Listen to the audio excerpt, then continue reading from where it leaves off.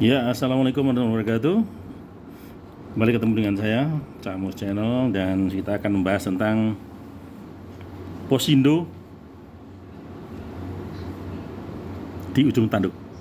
Untuk episode yang kelima, Pos Indonesia harus kita selamatkan, dan kali ini kita bertemakan solusi radikal kedua, yaitu cashless dan paperless, serta ada yang saya sebut dengan radikal lini depan untuk agen pos. Tapi sebelum itu akan saya jelaskan bagaimana ada komplain ya, pertanyaan dari pemirsa, bagaimana kenapa sih kok nggak mau membahas masalah promosi gitu ya. Promosi sebenarnya sangat mudah, asalkan kinerja kita bagus, produk kita bagus, kita sikat di medsos, bila perlu menggunakan buzzer.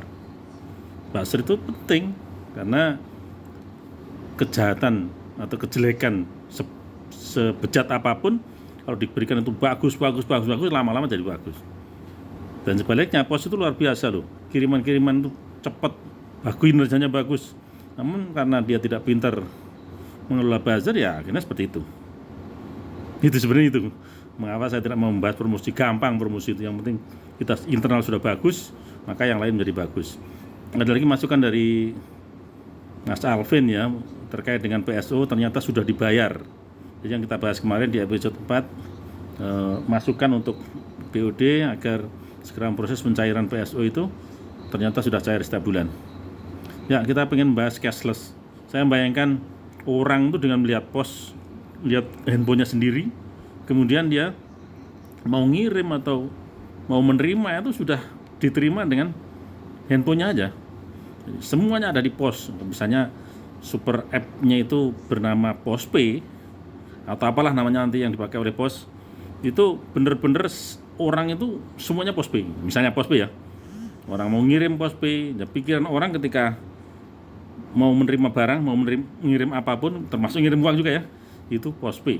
Nah, seperti itu bisa ya ada biaya sedikit lah, nggak terlalu banyak. Bagaimana orang se-Indonesia ini, pegawai pos se-Indonesia membuat buzzer, masing-masing membuat narasi, aktif di dalam medsos, membalas medsos. Misalnya ada posting-posting yang terkait dengan itu, saling mengisi. Kerja buzzer kan seperti itu. Misalnya saya ketua buzzer, Pos Indonesia telah meluncurkan Pospay dengan kinerja bla bla bla bla bla bla. Yang lain nyautin, orang internal, eksternal, pensiunan, semua terlibat di situ, sehingga luar biasa tuh. Jadi menggema di mana-mana, viral, dan orang sehari, 2 hari, 3 hari kalau terus-terusan dijejelai itu, maka otaknya akan Pospay aja gitu ya. Ya, kita pengen punya konsep ya, cashless dan paperless. Keuntungannya jelas efisiensi, pencatatan keuangan otomatis, kecepatan transaksi, keamanan dan kejahatan fisik aman dari kejahatan fisik, akses bisnis turunan, dan juga ada sedikit di Indonesia ini ada sedikit kekurangan ya, karena rakyat kita atau pelanggan kita itu tidak semuanya sudah mencapai ke titik itu. Ketika diajak serba cashless, mereka masih belum bisa. Tapi kan nggak banyak, rata-rata kan mereka bisa cashless. Nah, untuk paperless juga seperti itu. Kita ingin tidak perlu pakai kertas karena kita ingin efisiensi dan juga lebih cepat. Nah, untuk konsep paperless ini kan pencarian data instan, efisiensi ruang biaya, keamanan data lebih baik, kolaborasi real time, dan banyak hal yang bisa kita pikirkan tuh hal-hal berikutnya. Dalam bahasa Qur'annya, fa'idha faragta fansab. Jadi kita mikir yang ini nih sudah selesai gitu loh, bottleneck gitu loh. Jadi jangan itu aja nggak selesai gitu ya. Nah, akhirnya kita pada satu titik yang saya sebut sebagai solusi radikal lini depan, yang agen pos ini ya. Ini penting bagi kita, bagaimana agar pos ini bisa hidup dan menjadi perusahaan besar, bahkan akan menjadi perusahaan terbuka, PT Pos Indonesia Tbk. Nah, seperti itu bukan tidak mungkin. Ya, ini saya bacakan aja ya, nanti akan bahas satu persatu. Jadi masing-masing yang saya bacakan nanti akan menjadi sebuah postingan atau sebuah episode dalam konteks Pos Indonesia di ujung tanduk, tapi kita punya solusi 1, 2, 3 ini. Ini yang pertama, saya beri judul merubah kurir menjadi bos, merubah agen pos menjadi owner bisnis pos. Ini melibatkan pengusaha serius dengan imbal jasa sama dengan 40% dan mengambil alih kantor pos plus operasionalnya. Keren kan? Nah, ini diutamakan siapa yang melakukan ini, siapa yang mau untuk bekerja ini. Kita tawarkan dulu pertama untuk internal PT Pos Indonesia yang masih dinas. Biasanya mungkin ada beberapa teman saya yang luar biasa seperti Pak Dino Aryadi, itu orangnya sangat-sangat bagus. Mungkin kalau mengelola ini dia bisa lebih besar dari PT Pos Indonesia mungkin ya. Juga kita tawarkan kepada para pensiunan pos itu.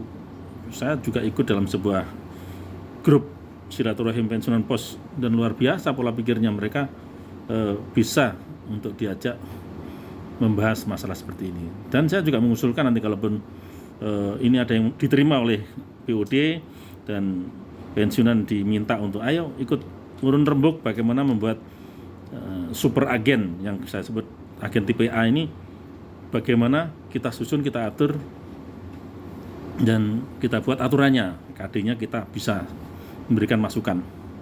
Kemudian kita tawarkan kepada pensiunan. Nah, bila perlu, nanti ini salah satu, dan nggak usah semuanya ya, mungkin di kota besarnya aja kita tawarkan pula kepada konglomerasi.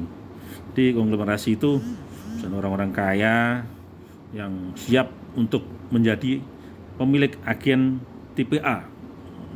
Nanti juga kita tawarkan kepada pesaing kita, kurir-kurir yang mungkin sudah besar atau yang tidak besar tapi sedang-sedang gitu aja, bisa kita tawarkan kepada mereka. Artinya mereka juga kita ajak berpikir bagaimana agar ini menjadi bagus, tapi tetap PT Pos ini milik negara, gitu ya. Mereka hanya menjadi agen, tidak menjadi pemilik. Jadi mereka bukan pemilik saham, dan juga ini juga bukan pola holding ya, namun tetap sebagai agen pos. Kemudian yang akan kita bahas selanjutnya nanti akan poin per poin itu ya. Kantor pos diambil alih oleh agen super agen nih, agen tipe ini dengan pola sewa, namun dengan tarif diskon sewanya ya sampai 50% bila perlu dari harga pasar. Ini cukup menarik, dan nanti pegawai pos yang direkrut oleh mereka ya, mereka nggak mungkin akan sembarangan, karena tugasnya begitu besar.